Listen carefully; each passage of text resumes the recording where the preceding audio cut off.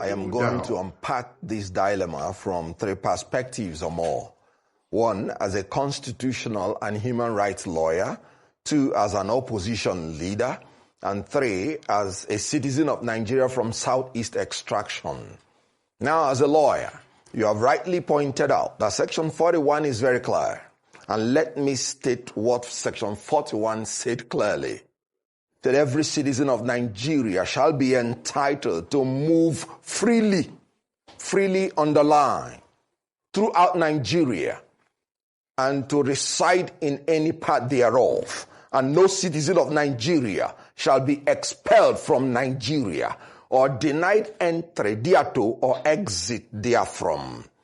If you put it into context with Edo State, it simply means no citizen of Nigeria can be expelled from Edo State or denied entry into Edo State or exit therefrom. And every citizen of Nigeria has the right to move freely in Edo State.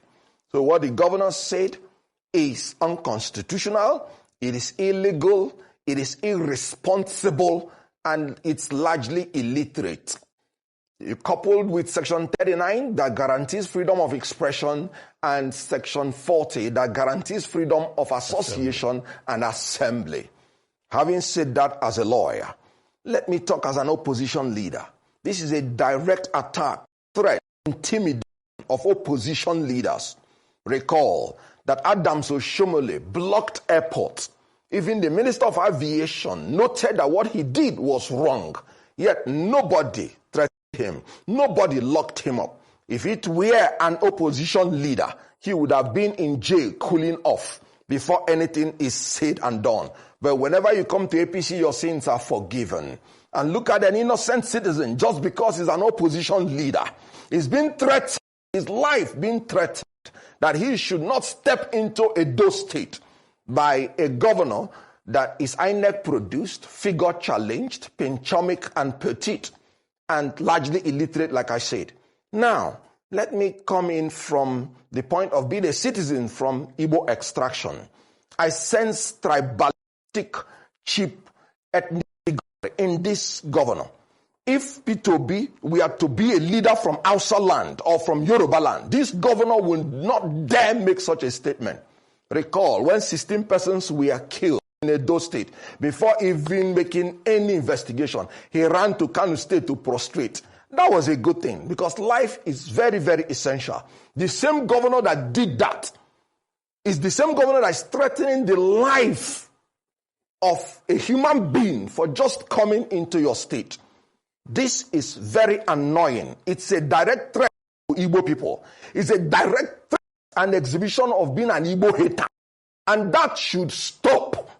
Let me tell you, from where I come from, when you kill even a madman, that's when you know that he has a brother. If a strand of hair falls from Peter Obi, because this is a direct attack and to his life. Remember, the governor made it clear. He said his security can no longer be guaranteed. He used the word never. If he does not take permission from him. Let me ask Monday Okpobole. Does it mean that when he finishes as a governor, before he travels to any state in Nigeria, he would have to seek the permission of all the governors? Okay. Does it mean that 200 million Nigerians, before they step into Edo State, they would have to seek permission from the governor? Okay. Unintelligent, low IQ people. He's just seeking for relevance. Please, next question. Okay. Kenneth Okonkwo. Well, I mean, you started with 3 levels of analysis. I disagree with your ethnicization of Okpebolo's statement.